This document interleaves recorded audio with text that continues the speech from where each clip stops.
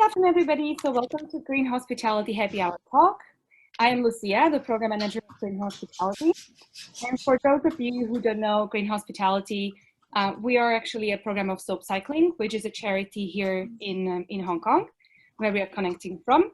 And we essentially help the businesses in the hospitality industry to become more sustainable. And we work with them on different programs and activities. One of our first activities and signature activities was the conference last year, and the second edition of it will happen in September. So you can check out whatever we do on our website or social media, or subscribe to our newsletter. Also, you're attending the Green Happy Hour Talk, which we launched last month. Personalities and sustainability leaders in the space to share their insights on different topics related to the hospitality industry, namely the future, the trends, and the current state of things.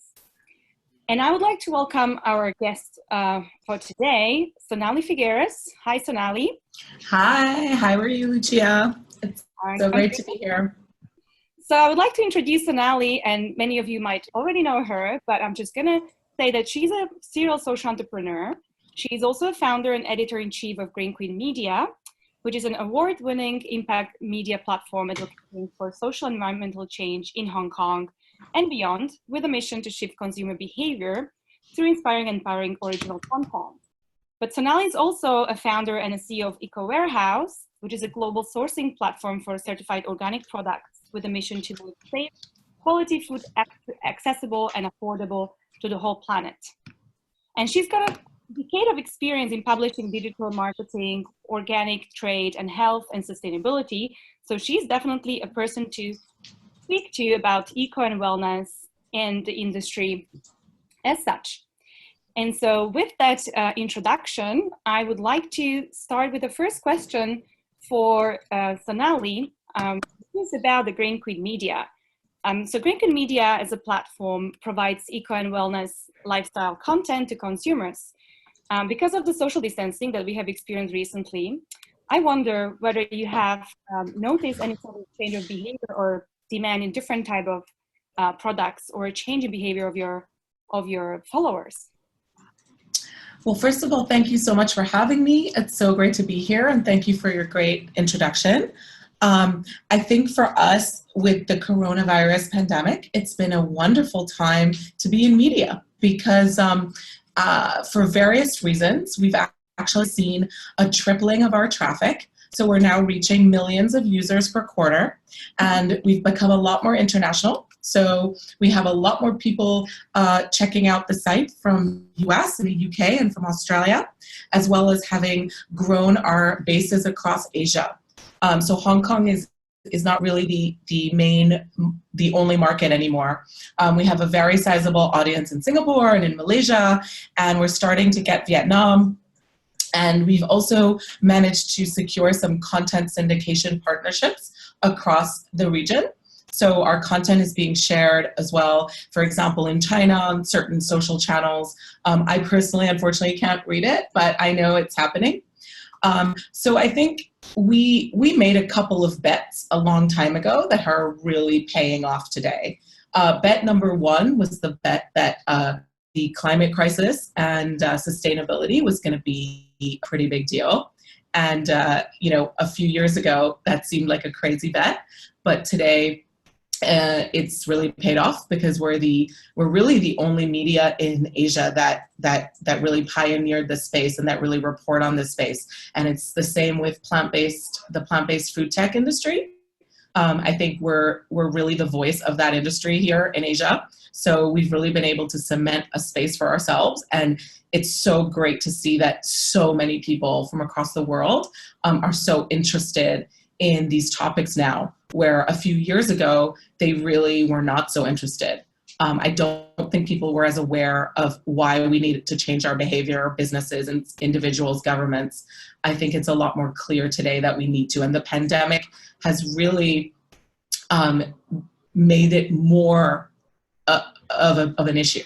I think people have really seen the connection between the climate crisis and environmental issues we're facing, our broken food system, our energy reliance on fossil fuels, our overconsumption, our obsession with growth and shareholder returns. All of this has ended up causing a shift in mindset.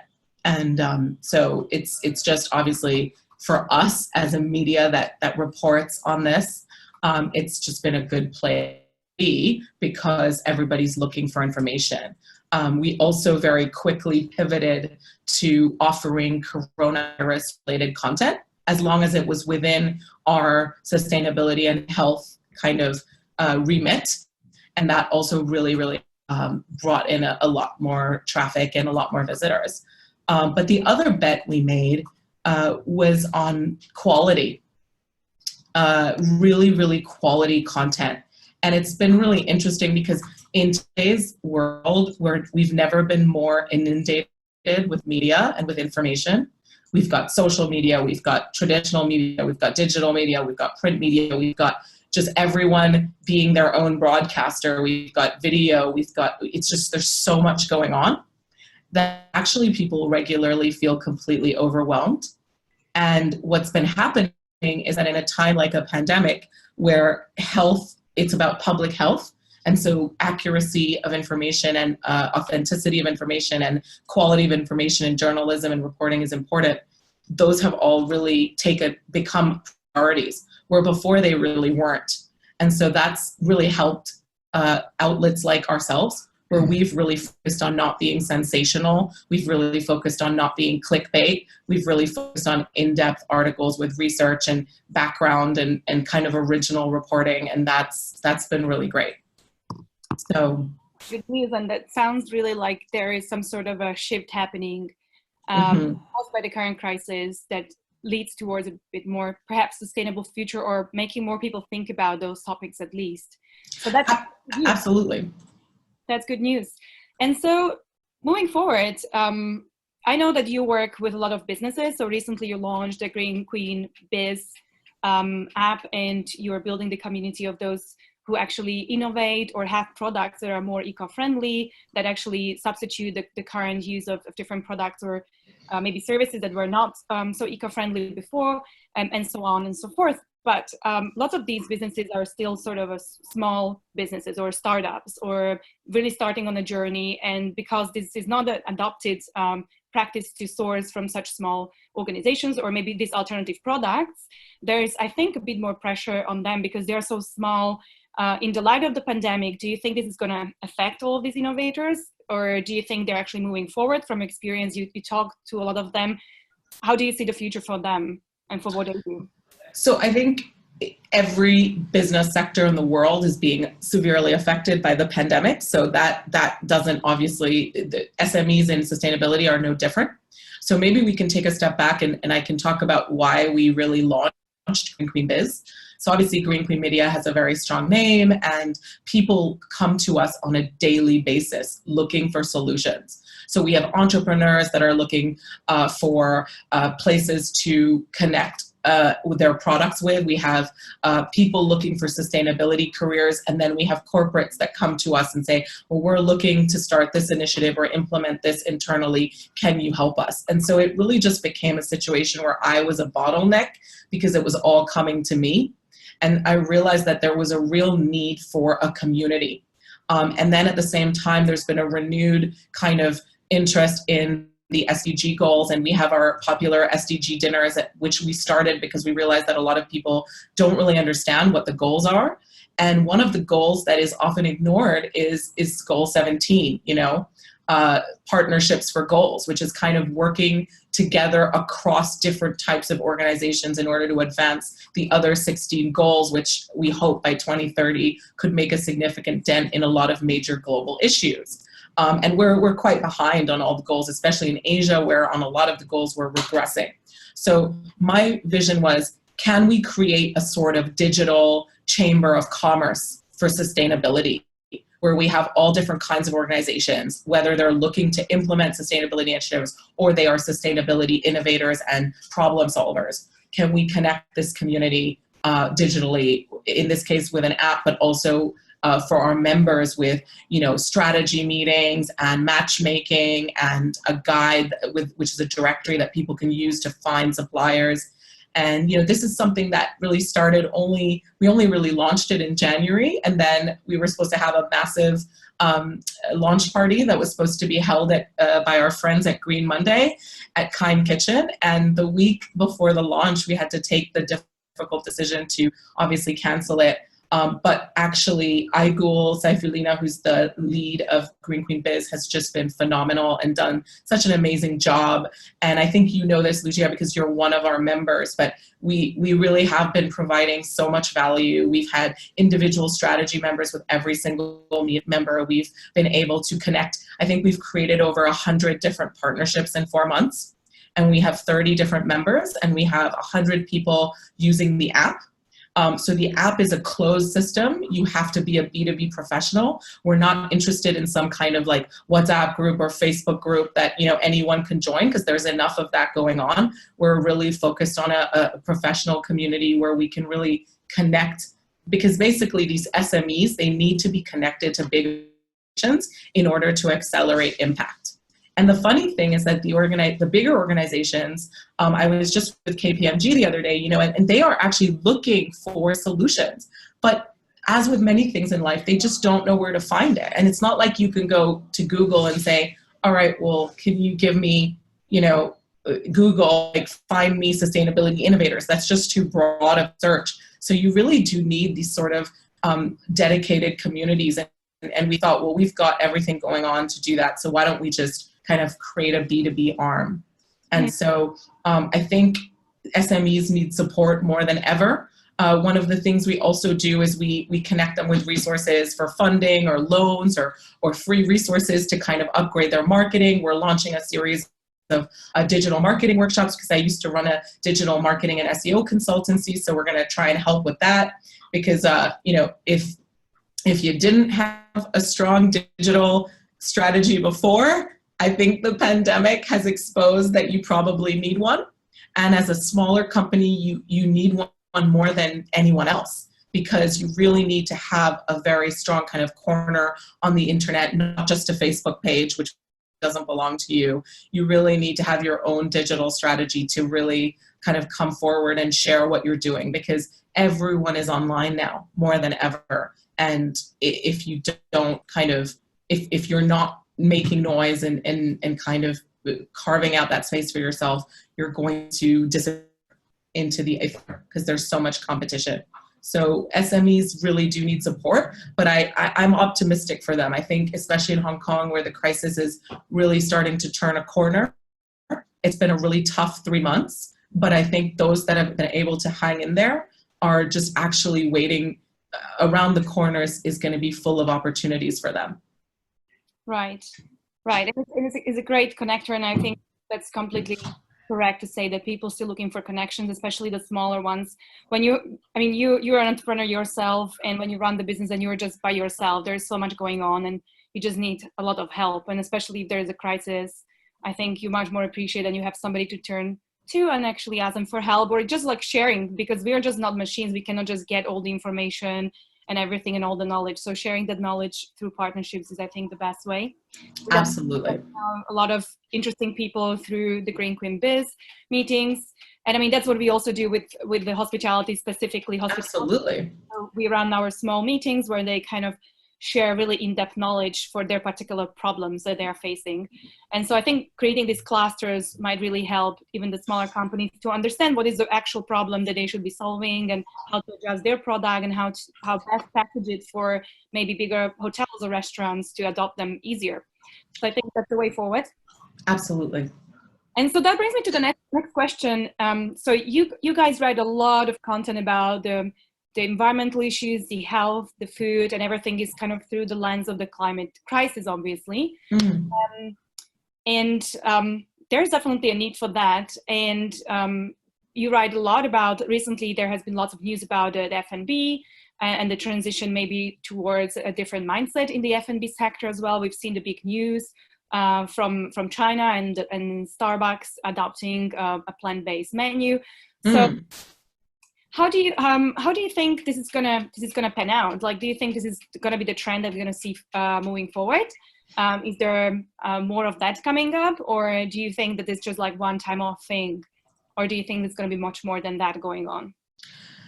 So I think that there's been a huge change over the past, I would say, year. It's not just with the pandemic, but the pandemic has accelerated it. And I think in every single industry, whether you're talking about travel and tourism or F&B or fashion or even like green finance, I think you've got this situation where sustainability was really something that was on the side. It was something that you hired someone for, maybe you had a strategy, maybe you addressed it, great. But what's really shifted in the last 6 to 12 months is that sustainability has to be baked into your business. And there's quite a few reasons for that. The reason number one, hopefully, is because you've become aware of the climate crisis that's super urgent.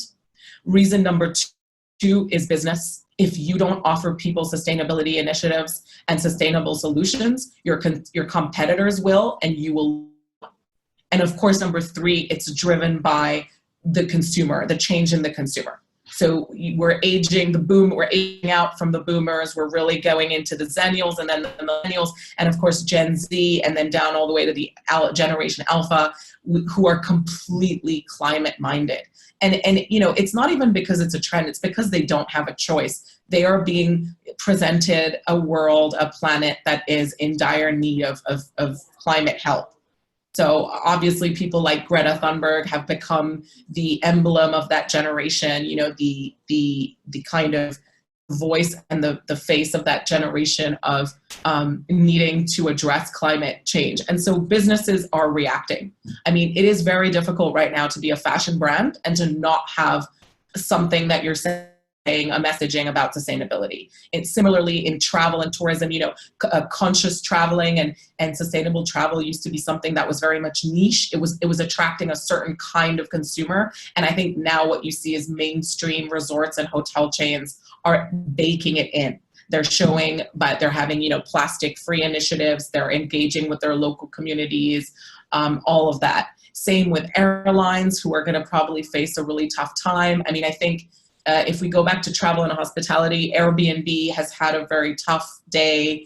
They've just announced they're laying off 25% of their workforce, 1,900 people.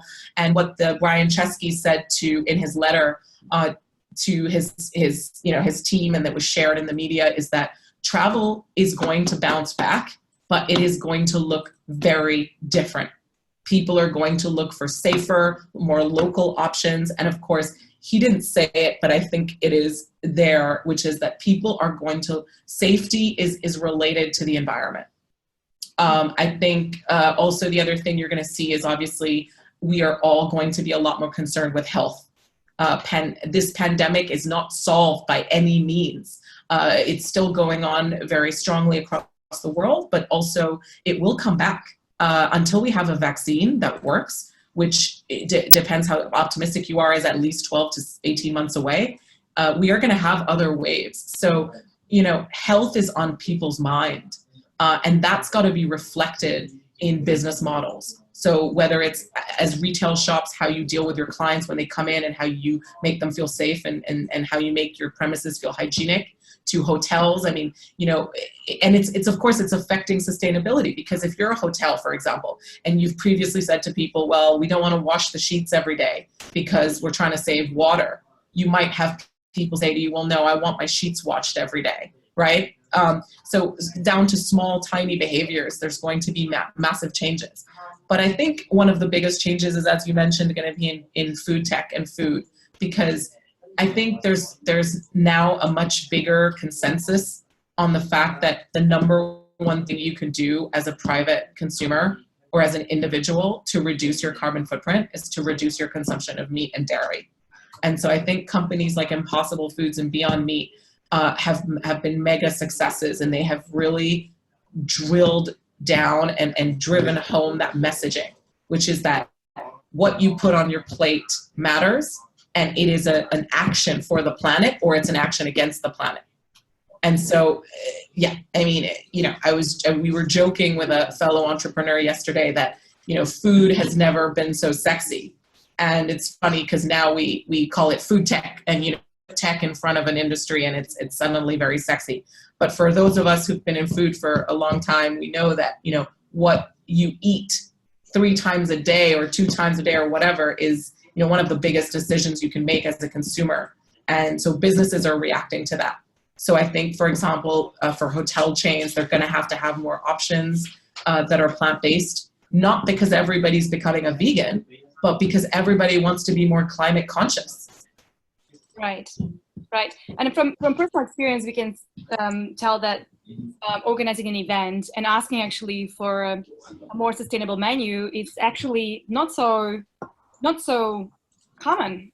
As in, there is a difficulty even in hospitality industry to provide a quality menu that was more sustainable.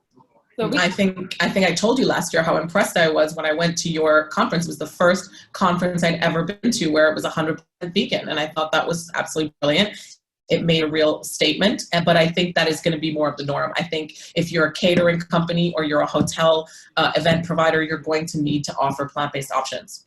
Right. Because of the demand. Right. So we were demanding, and it was not an option at the moment, but we went a little bit back and forth, and we said we would like to have this and that. And then finally the place was able to prepare the menu that we were happy with, but it was a little bit back and forth, and it was not part of the usual demand apparently. But I also feel like they should be, the businesses should more prominently offer those options. So if I have that menu, why don't I offer it more prominently and say like, hey, we have a more sustainable menu for your event if you want it, is an option. So make it more visible, because I feel like if it's just one option, then a lot of people who have never tried it might not be really interested in it. They might be also a little bit reluctant to try something new. That's what we hear a lot. Like, we don't want to actually force our customers to take something, or we don't want to just take away something from them because we think they might be uncomfortable. But there's lots of guessing going on. It's a lot of guessing, like they won't like it. But I don't think that's ultimately true, because what you were saying, we have a new generation coming on and they have very different demands. But I don't think anybody really understands this. And sometimes I feel like there's also a little bit of that mystery in offering something new and different. So I don't feel like that's a bad thing. It's probably a little bit about testing the limits and being creative about the menus and what we offer, to see like how the customers will react. But make it more in their face, like actually there is that option. Why don't you choose it? Yes, I think that's true. But I mean, things have changed. I mean, 3 years ago, if you had said to people there weren't going to be any more plastic straws and walking around with a disposable coffee cup was going to be shameful, I think people would have looked at you like you had 3 heads. And now today, that's where we are. And it's the same with plant-based food. I think we have had a massive rebrand of what it means to eat plant-based. And I think the kind of people that are eating plant-based are not vegans or activists. They are regular folks looking to lessen their carbon footprint. So it's such an exciting time to be in this world, because finally all these incredible solutions that are on this side are here to really solve all the bad news that's on this side. You know, I always joke around that in Green Queen we have a 50-50 content rule, where 50% of the time I'm giving you the bad news and the facts, which are not very inspiring. And then on the other side, I'm showcasing the innovators, the leaders, the winners, the solutions. And that's the hopeful part. And I think it's really so exciting to see that all these people that are innovating, all these solutions, these brands, they are finally having their moment in the sun, you know? Right, that's really great. And I know that you have released also recently a book about plant-based diet and how to go about it essentially. So maybe that's an inspiration to those who are from the F&B here or from hospitality. You know, if you don't know how to go about it, then you have a guidance maybe there with Green Queen, who's very experienced in this. Yes, we're super. Thank you so much for mentioning that. Yeah, we're super excited to have published our first book. It's been a really busy year. We also, anybody who's interested in the alt protein space, we obviously have published the alt protein industry report for Asia, the first in-depth look at the sector and the region. It's been downloaded over 1,000 times from over 280 cities and 80 countries, which is super exciting to see the worldwide interest in both plant-based food and also obviously Asia. But on the more consumer side, we have in fact last week released our first book. It is the first zero waste inspired meal plan that is also vegan ever. So one of the issues is there are other vegan meal plans out there, there are other recipe books out there, but there was never a recipe book that really took in the zero waste philosophy.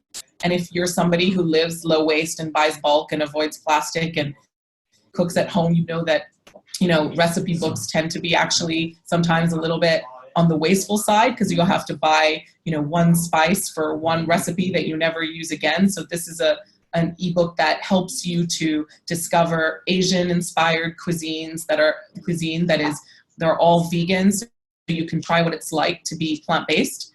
You can also obviously embark on this low-waste journey. So it's basically a meal plan and a recipe book. You can use it as a recipe book, but you can also use it as a way to kind of challenge yourself, your family, and your friends to go on a journey to really change what's on your plate. Cut, as we like to say, cut the waste, cut the cruelty, cut your carbon footprint. Great. I think that's a good inspiration for a lot of businesses as well. They can totally get inspired about how to cut the consumption of items that really create a lot of waste as well in their outlets. So, well, go and check it out, those of you who are interested. And I'd like to now invite the audience to ask questions if we have any. And I think I've seen one question here from Anna. So Anna says, thank you, Sonalie, and couldn't agree more. How do you think we can make people keep the urgency of our plight front and center when many will want to get back what they perceive they have lost during the pandemic? For instance, business as usual that is so unsustainable and exploitative. And that is such a good question. And I would have to say that it's a question that keeps me up at night. Also, just want to say thank you to everyone for your very wonderful, very encouraging comments. But going back to Anne's question, I love Anne. I was on a panel with her on Earth Day. She's so inspiring.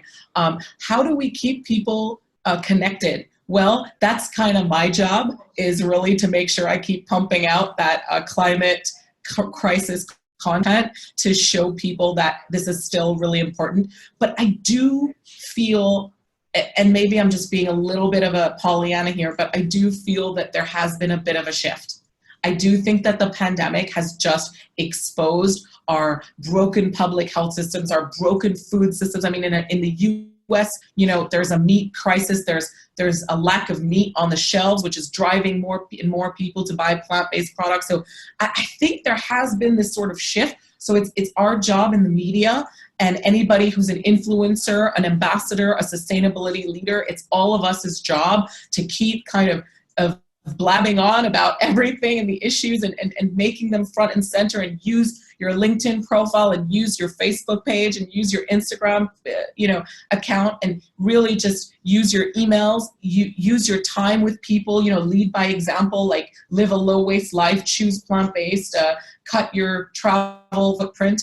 I think it's going to become more normal to be this type of person, and it's going to become more desirable as a behavior. It's going to become more respected, and you're, I don't know if you guys follow this. We're doing a piece about it tomorrow, but the Pulitzer Prizes just came in, and 2 major prizes were awarded for climate crisis journalism, which is new.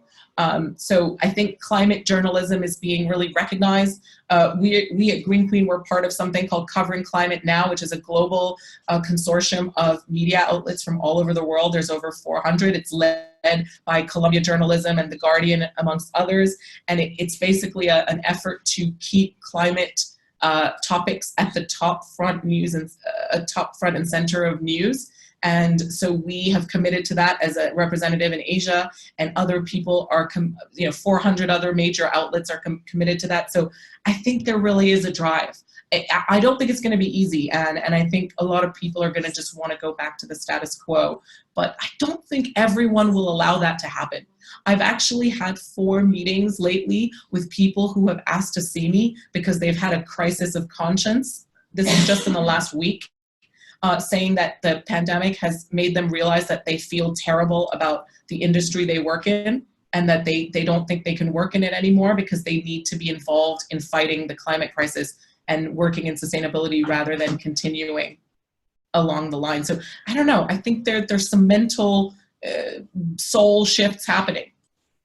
Right. Well, we won't see that until maybe a few months from now, but I have the same feeling that lots of people are actually really having that time to sit down and think about all these things, and rather than just like hustling around when the things were normal, now they have a little bit of that time maybe to sit down and really realize what's missing and what's going on, and then maybe change a little bit of mindset.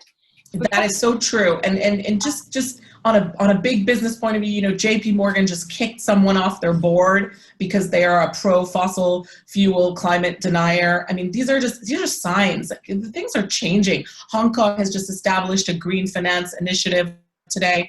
I see a question from Christian. Hi, Christian. Nice to see you. What do you think individual consumers should do now to drive this change? Well, let me tell you, Christian, and I think you know this, they need to be reducing their meat and dairy consumption. That's number one.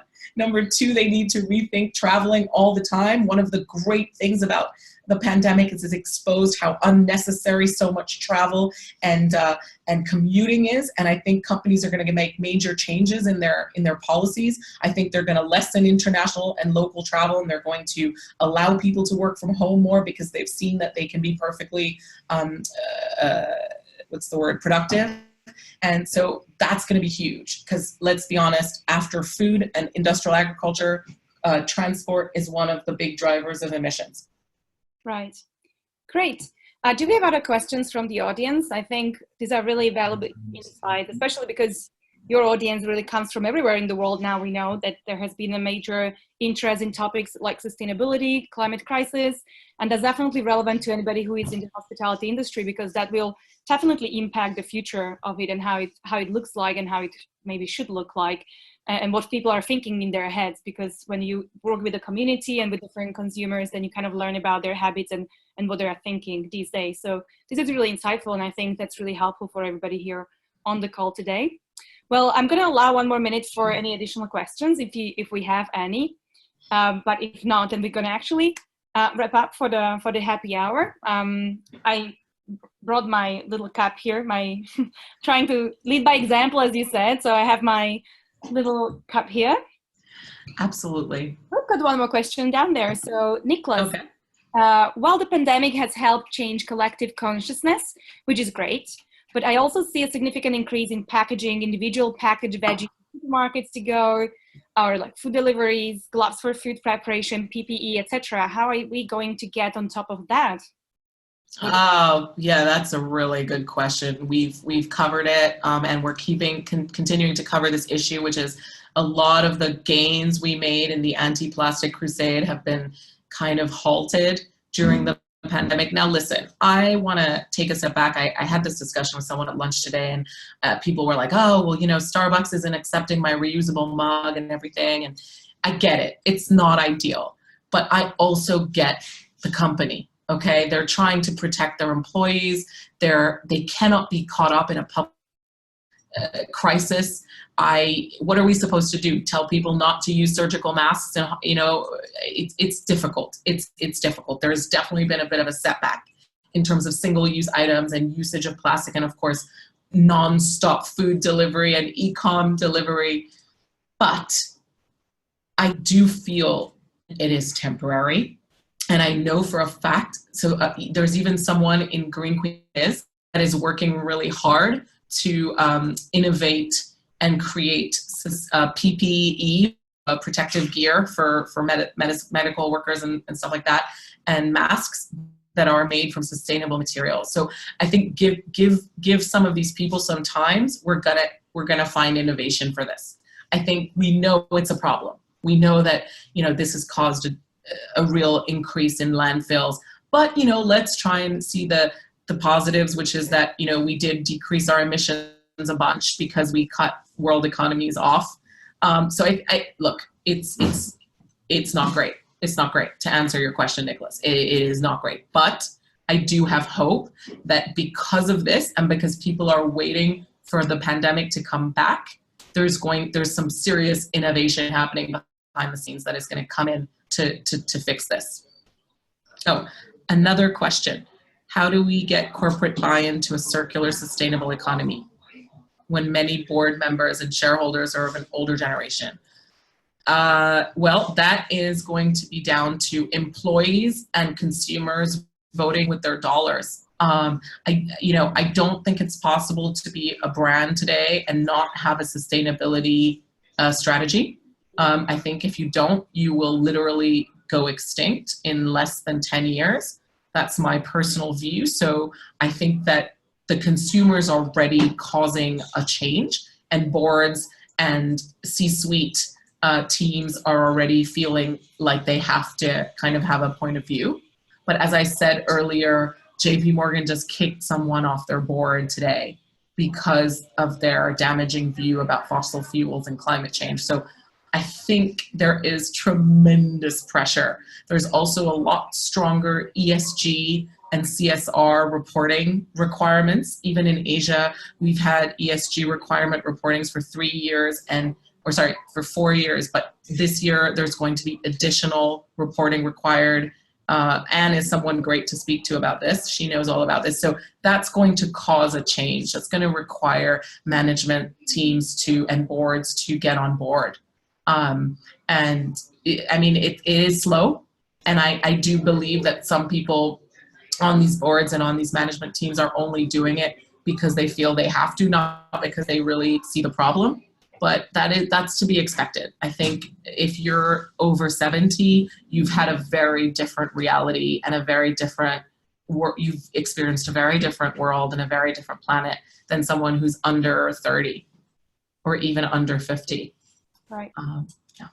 Actually, I got heard about some good news this last week from one of our stakeholders in the hospitality industry, whereby the chairman of the entire group has actually demanded that they reset their strategy based on the climate crisis and actually to tackle the climate crisis, whereas before it was just sustainability more in a traditional way, more like some CSR and some projects, and it was more of that. But then even the chairman, who is not like a young person, has actually come with a demand, like we need to redo all our strategy to be based on a climate crisis and actually the science-based goals, and not only on some SDG, just like, not on the surface, but let's go deeper in that. So that was quite interesting because I just talked to this person, who is our stakeholder, and just relayed his news to us and was very excited about it, of course, because that steps further down, not staying on the surface, but actually really doing something real.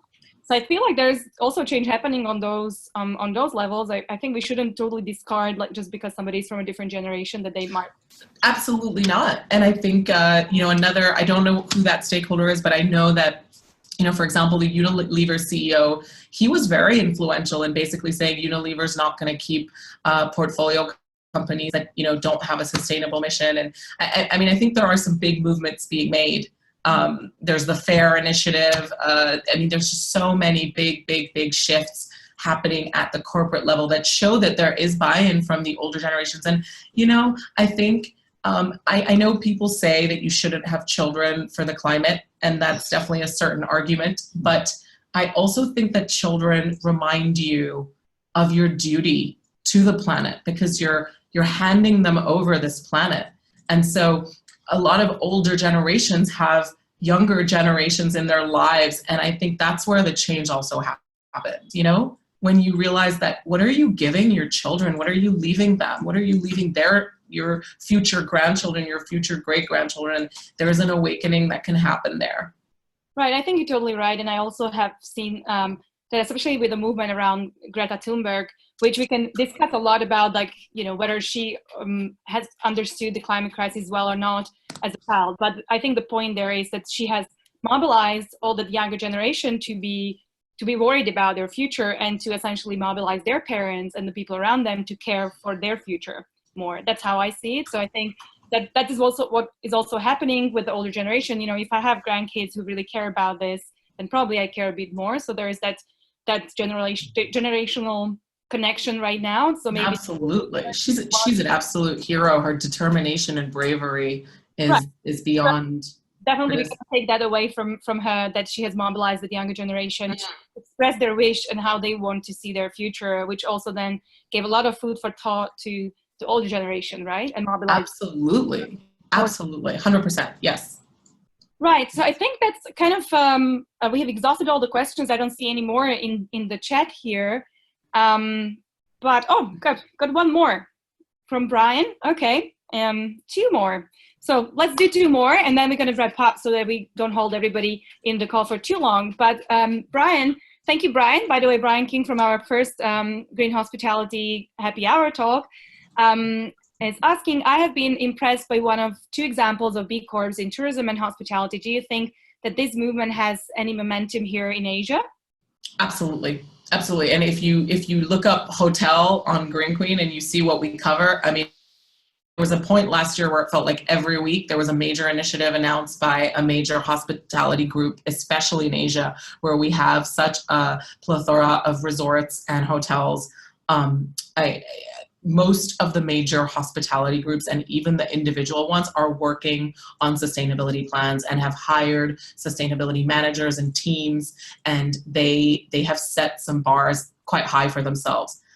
So that is absolutely happening in Asia. If anything, I sometimes feel it's happening more in Asia than in other parts of the world. Maybe Europe is really good, but I sometimes think in Asia it's happening even more than the US, where hotels are quite backwards in some way.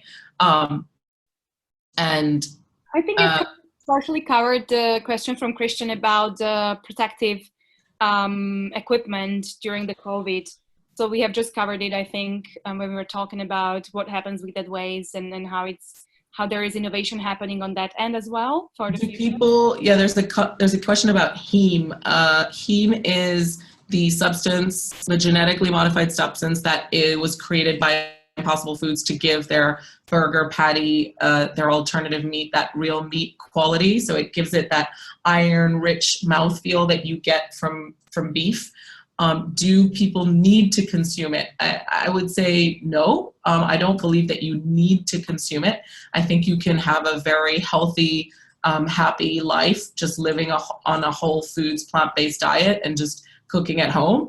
But if you want to enjoy heme, it's also fine and it's great. And I'm a big proponent of people like Impossible Foods, brands like and Beyond Meat, because I think they provide what I call transition foods. And I think we need transition foods. The reality is most of us are not cooking 3 meals a day. Most of us are not, maybe not interested in cooking, maybe don't have time for it. And so, but most of us want to reduce our climate footprint. And so the best thing to do is to rely as part of a balanced diet on some of these meat alternative companies like Omnipork here or Beyond or Impossible.